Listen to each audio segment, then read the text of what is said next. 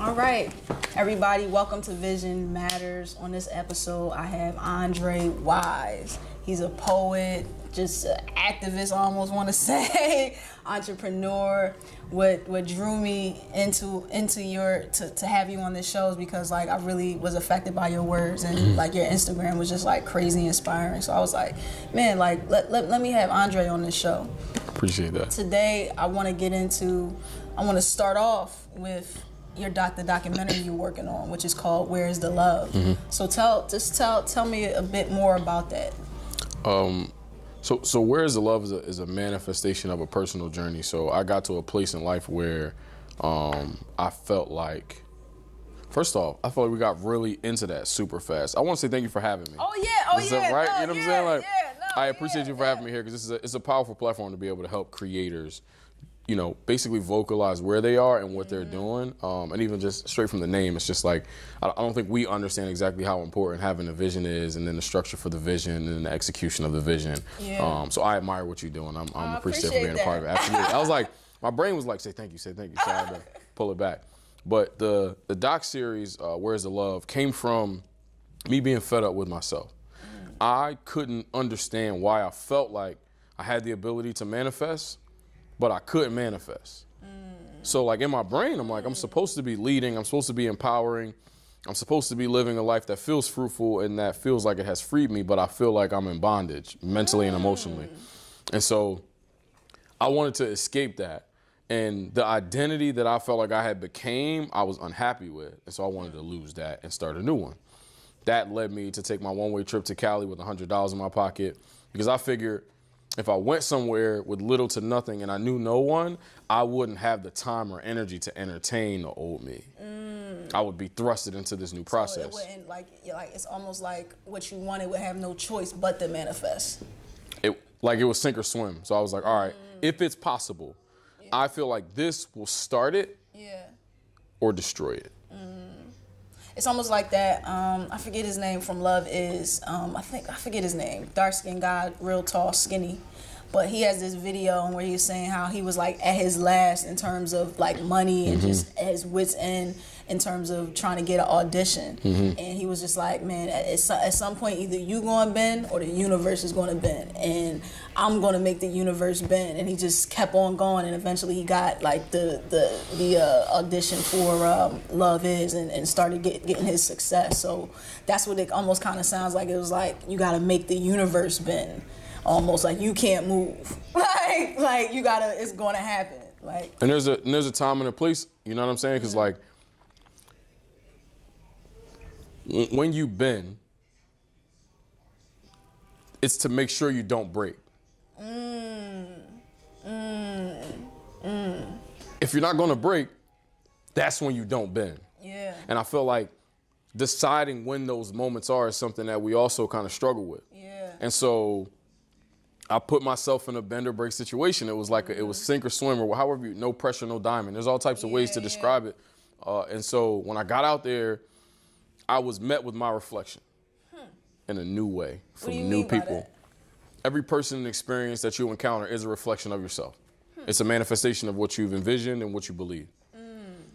Also, by interacting with people, you get to see whether you're bending or they're bending. In order for you to bend anyone's energy, your own must be unbendable. That's a quote. So in a state of excitement, confusion, nervousness, whatever, fear, everything, I have realized about myself that something triggers me to understand that you don't go further down. I just jump to believing, even if I got to fake it. So when I was in California, I was put in a place where it was like, all right, if I stop, I'm gonna be out on the street, but away from everything. And it's a lot darker that way, and it could get a lot worse. And so I thrusted in the other direction. I was like, all right, well, I'm gonna go chase this. I'm gonna do this. And because I wanted to, things started happening around me. I would get like an Instagram screenshot that somebody would send me that somebody's looking for a photographer for a local community event. I volunteered for it later to find out that Baron Davis and Marshawn Lynch are the partners of the event. I then meet the media team from Baron Davis's Ventures, who also films for the Drew League in California. So then they invited me to come live with them for a minute, film a celebrity basketball game and do some other things. And so like, as I started to believe and like basically ask the universe, like, just make a way, I'll go, just make the way. And as that started to happen, I started to realize that the only thing that was ever holding me back was my belief that that path was for me. Ooh. So like, I felt it, right? Yeah. I felt the calling. I felt pulled and propelled towards a direction, but somehow I always question, like, is that really for me? Like, I know it's possible. Yeah. Is it for me? How did you know that it was for you? Is it because the universe started working? Like, how did you know it was for you? My entire life, I've been groomed to do what I do. My entire life. So, whereas some people wake up in the morning and they want to be like an engineer or whatever that position is, I always felt like I was supposed to be something like a Martin Luther King 2.0, always. My grandma's been telling me since I was 3 years old that I was going to grow up and speak in front of millions of people and empower people since I was 3. It's the oldest affirmation that I know, but I was told that because of what people saw from me, because my voice was always this way from when I was little. So it was like, I didn't understand the power that I had, but I always felt it. Me not understanding it is what made me uncomfortable with it, and therefore I said, okay, cool, I'm gonna take this trip, you're gonna take it from me or you're gonna help me use it. So where does like love and love of self kind of factor into your belief? I didn't have it because my love was based upon what other people saw from me. So when I was out there, I didn't have anything or anyone to lean on, so I had to look at me. Why don't you believe? What don't you believe in? What can you do? Why don't you love? What do you love? What sparks your love? And I was broken down to nothing in California. And so I was able to see if I demo this building to the ground, I will be able to crawl through the bricks and find different remnants of what was. So that's what happened to me. Like, I was broken down by the experience, but in the rubble, I was like, whoa, I kind of like that. So I took the bricks, started putting them to the side. And I started rebuilding myself. I started to make sure that I love myself from the ground up, but I'm also looking at what I'm putting in there. Here's my windows, here's my doors, here's my drawer. I knew what was there from the ground up. We often run from the demo, which takes away our opportunity to rebuild. And sometimes it's life experiences that break you down. And because you don't want to go through the rubble because you resent how it happened, you fail to find the building blocks for the future. So for me, that process is something we all go through. You don't have a choice. Yeah, no, definitely. You're going to be broken down, or you're going to break yourself down. Somebody's going to disappoint you. You're going to fail. You're going to be hurt. Something's going to happen that's going to make you question your purpose or whether or not you're actually supposed to be living. At that point, you're at I guess what they call like an existential crisis of purpose, of like trying to figure out why you're here. Problem is, we don't ask the right questions in those moments. Okay, so what are the questions? Why me? Why did this happen? Instead of, what's the lesson? Why not me? It's just the flip of a switch. You just ask the right questions. Perspective. Then you get different answers. So when I said, why not me? I started to be greeted with the answers. People started asking me to do things that I just didn't. I went to Cali and had that camera for like 2-3 months maybe. Yeah. Somebody asked me to film a celebrity basketball game. I got to document Shaquille O'Neal's son. I filmed the curriculum for an online course. I didn't get to finish that final product. However, that course went on to make like $2.9 million or something like that in the span of a year or two. And these were people that were doing these things that were asking me for my help. So I'm just like, even Afrotech was like $700 tickets. Yeah. They gave me two. Because I asked to document it for free. I didn't have any permission to be there, but somehow these things are being given to me. So I had to start looking at myself like, all right, somebody sees something. So what are you not seeing? Because you didn't see it yet. But I had the experiences. Those experiences became the catalyst for me to see it. Then I started backtracking and I see that I always had it. So I said, wow, if that's the only thing that was holding me back. It's like, what's the book? The Alchemist. When the treasure was where he started all along. It's like, you already have it. It's in you. It's all along there. It's just you don't notice it. You don't believe it. You are the pot of gold is what I've been saying. Yeah. So the whole time you're looking for it. You're looking for it. And you don't even realize it. And so I started filming this documentary series because I wanted to find out why we don't see it. I can't give you the answer. Oh, yeah. I'm still in search of it. You know what I'm saying? Yeah. But where's the narrative on where we're lost versus where we're found? And I don't see one, especially not for our generation. Yeah, no. Because no one wants to talk about the demo. Yeah, nobody wants to talk about their time in the rubble, because I know like the last, from 2016 to probably about now is when like I was in the rubble. Like I was like, you know, that was my rubble. I had to move back to Philly. I was just in a bad space. Like I felt every single thing that you said when you,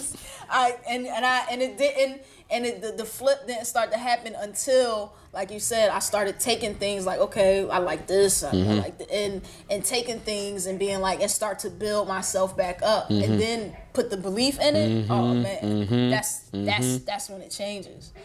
In terms of validation, because I feel like this generation, maybe generations before, but this generation in particular, I feel like we always looking for the outside validation. Like that's why Instagram and that's why everything is so popular, because everyone is looking for that outside validation instead of looking for that inside validation from what's already within. How can people start to build from what's within then, and stop looking so much for the outside?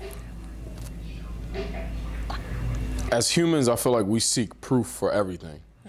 It's like we very rarely hear something and immediately believe it. We hear something and we say, okay, well, why or how? We do the same thing with ourselves, but when you start looking for the answers, you have to have evidence. Yeah.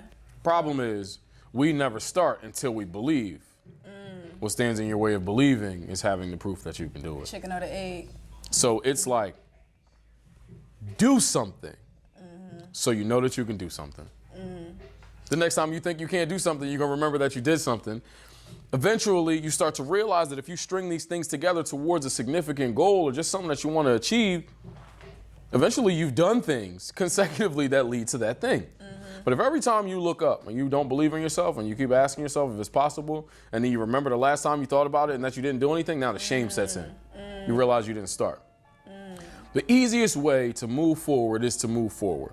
You're not going to believe 9 times out of 10. And you can't. And we go to people and we ask questions and we say, hey, do you believe in this idea? You like this idea? What do you think about this?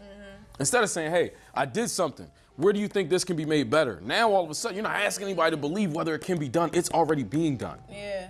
And then you get to see yourself doing that. You get to get the feedback and you get to make it better. The problem is we sit and we wait to be triggered instead of moving ourselves, believing ourselves.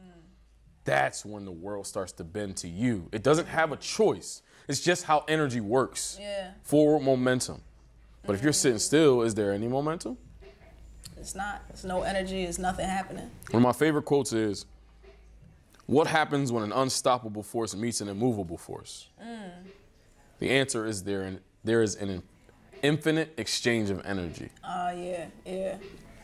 Yeah. So like, whatever you're going to run into, whatever you're going to do, even if something stops you in your tracks, if you're moving enough, that energy is going to be exchanged and you learn from that. Once you learn from that, you have a building block to move forward. You might have to chill out for a second. Maybe that collision hurt you and you got to chill. It's just how life goes. It's a lesson. Take it as a lesson. So between us not moving forward and also having unrealistic expectations about what moving forward will do, because success isn't easy. Excuse me. Success is fairly easy because there's always a blueprint to it. Yeah. Maintaining and multiplying that success is the hard part. Yeah. Staying humble through that process is the hard part. Yeah. That's what stops the success. Success is success. So we have this dream realm of like what it actually means to do something, what it feels like, what it looks like, whether we're going to like it, whether we're going to love it, whether other people are going to approve. Expectations. Instead of just going with the vision and the dream that was given to you.